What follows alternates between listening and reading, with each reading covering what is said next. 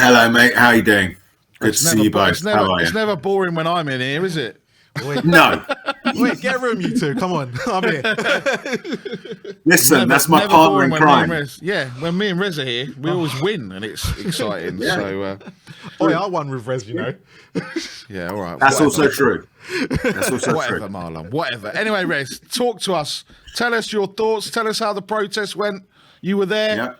Eyes and ears on the ground. Yeah. In the rain, in that filthy weather. Apparently there was difficulties with the trains. It was a midweek game, so obviously, you know, people coming from work. The turnout was pretty good, I have to say. As I said, you know, tiny acorns. This is just the beginning of the sort of protest movement. You know, we've got to build momentum, and my thing that I'm most concerned with is that we don't rest on our laurels because of one. I mean, some might argue that it was a decent result, but to be fair, this Man United team is not the Man United team of old. And we made them look like they were. You know, in the first half, we may have come back in the second half to take a point, but we were at home. You know, this Man United team should have been there for the taking because they've got some good results, and to be fair to them, they've won a trophy this season. But they are not the Man United of old, and we could have taken them if we had a decent enough squad. This is all the things that I'm talking about with regard to let's talk about the football by all means, because that's what football is there for. It's for us to talk about and debate and analyze and, you know, tease out the threads and speculate and do all of the things that go along with the watching of the football. But I think we should also not lose sight of the state that the club is in. And the state that the club is in is that when you come up against a very weakened, relatively speaking, Man United team at home, the best you can do is do a single half of football where you only want to earn a draw. That speaks to problems at the club. And I've made no secret of where I think the root of those problems lie. Yeah, so look, obviously you weren't at the game, but you watched the game. Was it, obviously Marlon asked Ross a question earlier about, was it more Man United lost that game or we won that game? Or, well, obviously we didn't win the game, but like we got back into the game. Sorry. So where do we stand? Because obviously that substitution, I think if you're looking at the substitutions, we probably made the right ones at the right time, and Man United made the wrong ones at the wrong time. I think, yeah, where do you see it? I think it's there's a combination of things. The one thing, this is the most alarming thing. The most alarming thing is that we stepped out of the tunnel at the beginning of the game. The whistle blows, and having been violated by Newcastle 6-1 5 days ago, we essentially carry on doing what we did up at St. James's Park. Now, I'm not talking about the second half reaction. Any player worth their salt will step out onto the pitch having suffered a result like Sunday's and would be ready to die on that pitch to stop it from happening again. Yeah. I saw none of that from our players. Do you not, Rez, on that one, did you not see it from a couple of the players though, where they did try? Not all of them. I'm just like, I'm more thinking like Romero was like, no, I don't want this happening to me again. Sure, but you saw, but then you like someone like Eric Dyer was nowhere to be seen. Yeah, absolutely. Yeah, no, of course. I mean, there are one or two in the squad, in the Spurs squad, who have an attitude that I think can see them through difficult periods. Yeah. Okay, but unfortunately, the majority of that squad, and this is why I talk about the culture at the club, who are their positions are not in jeopardy. The reason that Eric Dyer plays shit is because he doesn't have to play any better. He is shit as well. You know, he lacks talent. But there's no motivation for him to play any better. Yeah. Because he knows that his position is safe for a number of reasons. One, because he has been at the club long enough and knows exactly how it works. Because apparently he's very chummy with Daniel Levy. And because he is on the player leadership group. Have you guys heard of this? Yeah, the leadership group that includes an injured Hugo Lloris, Dyer, Højbjerg, and Kane. So I think, to me, and Skippany, that's part of it as well. I'm not sure, but to me, the only person that deserves to be on that is Harry Kane. Well, I would see, the thing for me is that we shouldn't have a player leadership group, because a player's position in a team is based on merit.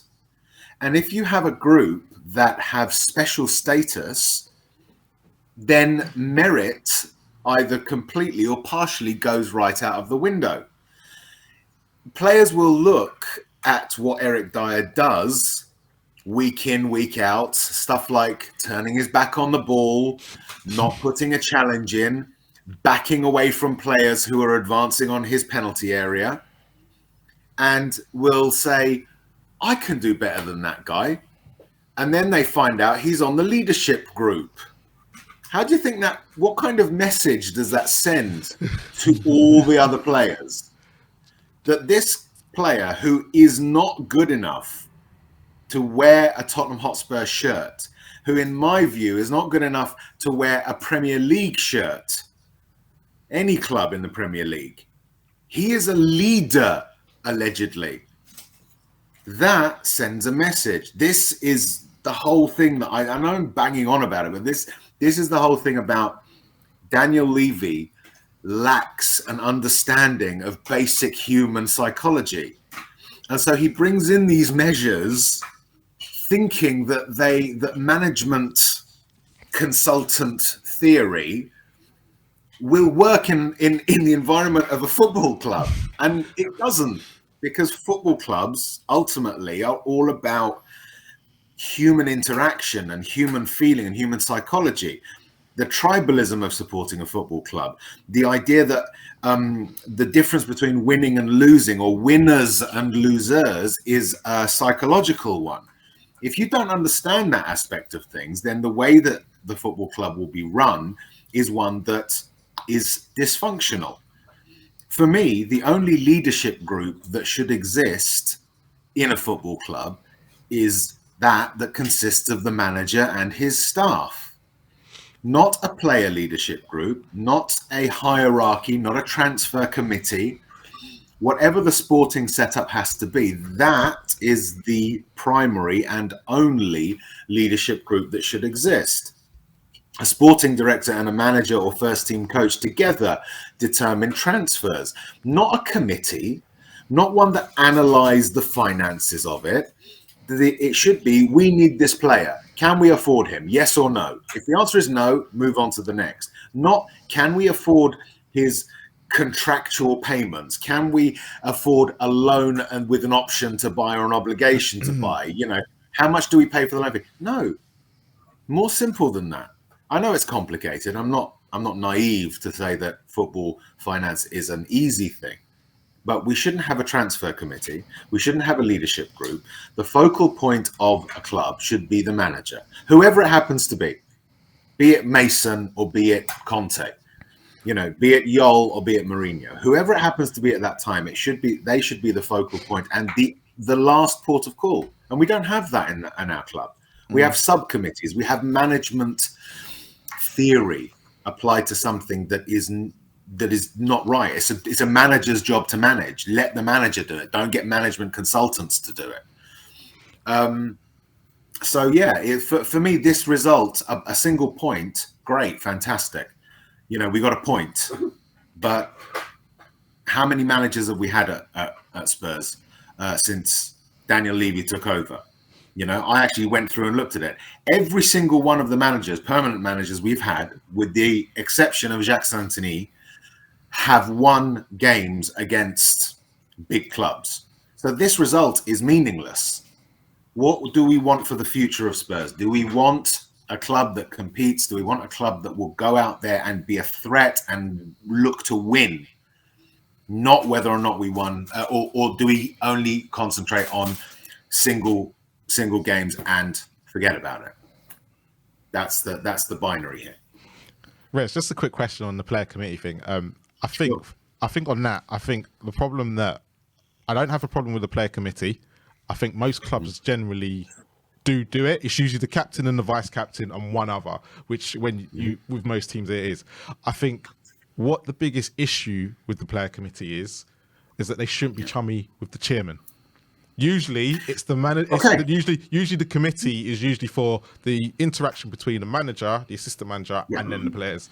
So is that probably what the biggest issue is at Spurs? Actually, when you look at our player committee, they're too chummy with the man at the top, and that's what probably then the managers get fall by the sword, because if they're chummy with the man at the top, it's always going to be an issue. When only it should be the captain, usually the vice captain, and probably the most senior player. And probably those setups are less formalized than I would imagine we have at Spurs. You know, that's essentially what your club captain and vice captain are supposed to do. They are, as you say, the conduit between manager and playing staff. Yeah. But there shouldn't be fines. There shouldn't be a sub conduit or a second conduit that leads directly to the chairman's office. The chairman of a football club should always be a distant, I don't want to use the term deity like. Distant cousin. You don't see that often, but you know you get a card at Christmas. No, that's right. It should be a figure. He should be a figure that the players only interact with very, very occasionally. You know, a Christmas party, an end of season party, and that other times that person is not involved. But we have a club in which Daniel Levy has lunch with these players on a regular basis. He is always there. And this is, I hate to want to criticize him on personal terms, right? But this is him essentially making up for his inadequacies. This is short man syndrome from a person who lacks, that Cambridge Union interview, I don't know if anyone's seen it. It was so tone deaf. It was so detached from reality. The guy has delivered nothing of substance to Tottenham in 22 years, and yet he is the highest paid chairman in the league. And this year awarded himself a £500,000 a year pay rise.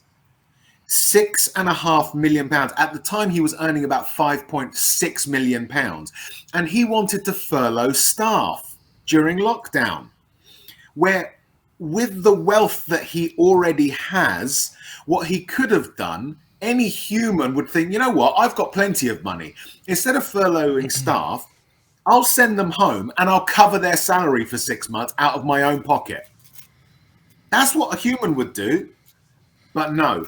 He wants to furlough them. He wants the government. He wants the taxpayer to pay Tottenham Hotspur staff while he continues to draw his mega salary and then awards himself when Spurs haven't won anything, where he builds a stadium that was 40% over budget.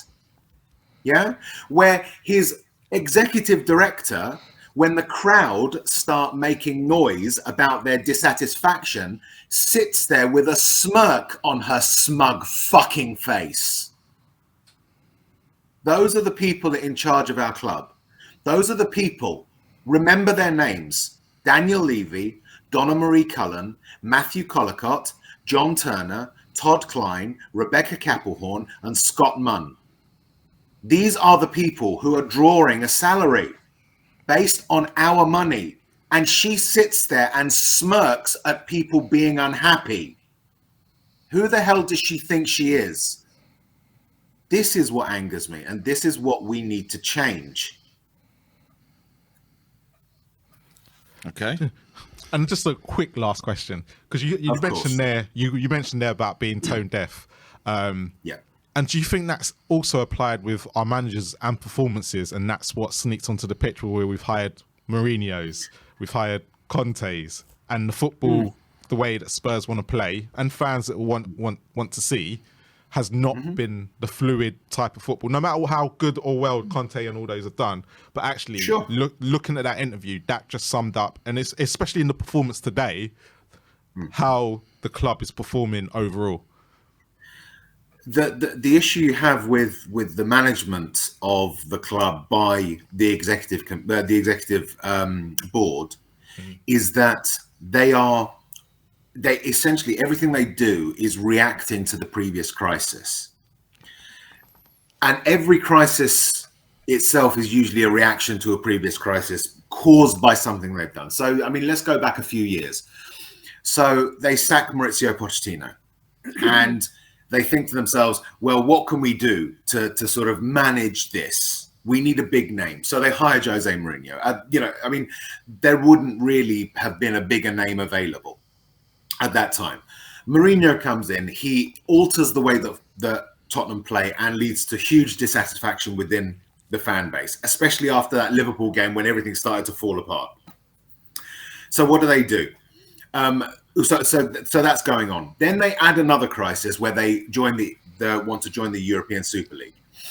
That ramps up pressure on them. So what do? They sack Mourinho, yeah, and then cause another crisis because we've got a cup final coming along, and they bring in Ryan Mason. They go to the cup final, no shots on target. Crisis. Mason's finished. We need a new manager. What do we do? Let's get Paratici in because everyone's saying we need a sporting director. He comes in, starts making ridiculous choices, like trying to hire Gennaro Gattuso. Again, crisis. There's pressure, more pressure. What do? They get Nuno in. Still crisis. 3 games in, pressure drops. Then another crisis as results start to go thing. What do? They sack him. Oh, we've got to get someone that the fans would be happy with. They hire Conte. Pressure drops. It's always that up and down. And that's why it's so aimless. So I can't stress it enough. Everything that is problematic at Spurs is rooted in the management of that executive board.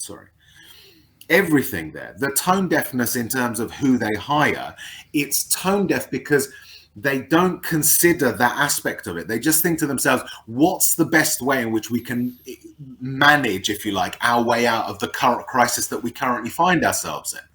The big solution here is a sweep of the board. Get rid of all of these executives because not a single one of them has done anything that you can argue has been of adequate performance, including the chairman. They all need to resign. They all need to be pushed out, and new independently appointed people need to be brought in, and the board needs to be restructured. We need to first of all, we need to detach the chairman and the chief executive role at Tottenham.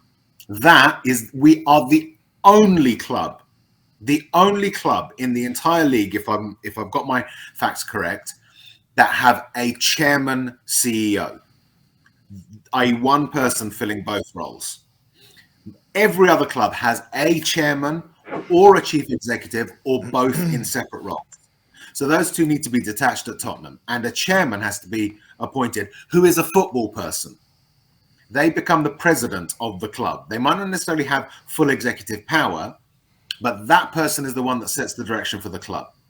Then you have a chief executive because it is a multi-billion-pound business. It requires a chief executive officer. That person should not be Daniel Levy. That person should be someone who has a grasp on basic business principles, such as how to treat your customers, even though we shouldn't be treated as customers, but how to provide service and keep people happy, which he is unable to do. Get rid of Donna Marie Cullen altogether. She should not be anywhere near Tottenham Hotspur Football Club or any other club, because this is a woman who referred to fans as insects. Yeah? This is the woman who sat there and smirked when people were calling for Levy to go. So either she is happy that her chairman is being abused in this fashion, or she is laughing at the supporters. Either way, she should go. The others, Collicott, Capelhorn, Turner, Klein, and Munn, fine if they're there, but every single one of their positions should be matched by a football person appointed to the board as well, with the same executive powers that they have. That is what will solve Tottenham Hotspur over time. It won't even happen immediately. Yeah. It will take time, but that is how this club recovers. Okay. Big up, Rez. Thank you for your call in, mate. Thank you for your videos. And Pleasure, I'm sure, guys. I think we'll see you on Ben and Sim have put together a video of everything that's happened today. So big up and come on, you Spurs. Come on, you Spurs. Big up to you guys. Thanks very much.